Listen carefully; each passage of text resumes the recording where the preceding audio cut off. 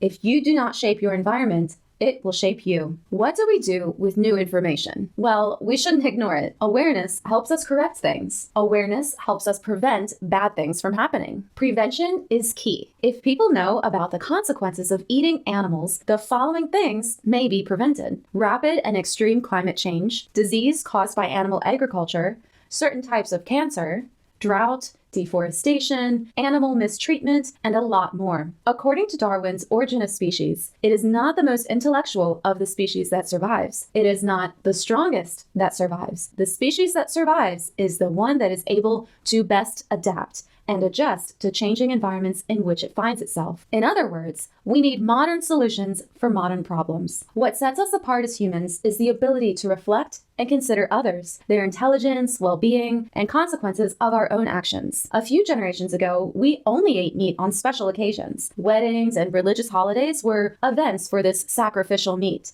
Our ancestors never ate the amount of meat our society eats today. The frequency, quality, and quantities of meat consumption are currently out of control.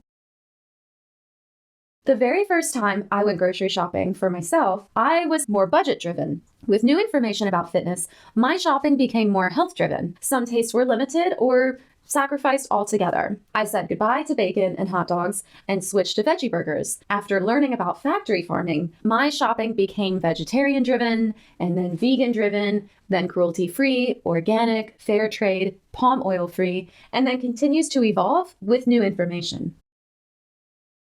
When we kill and slaughter domesticated animals, it's an unfair battle. Humans are the predators, yet modern prey doesn't stand a chance. Cows, pigs, chickens, they can't fight back, defend themselves, or flee. Nature once had a system in balance until animal agriculture entered the picture. No longer does modern meat consumption resemble anything close to a natural circumstance, especially the one meat defenders often refer to. Maybe at one point, my survival is more important than your survival was an acceptable logic. But since we know that we can survive without animal products, my sandwich preference is more important than your life becomes an unacceptable justification for slaughtering animals.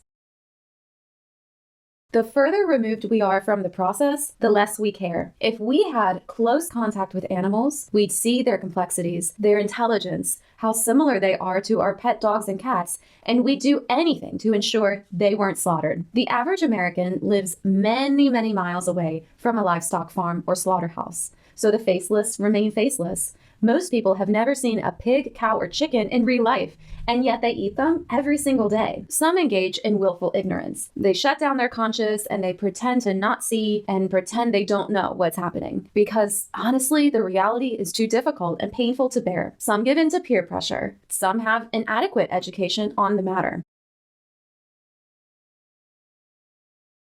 But how does a person change? They must believe that the change is worth it. This involves prioritizing our values, not ignoring them or bending them to adhere to others' values. What do you value? Know it and think about it often, especially when you eat.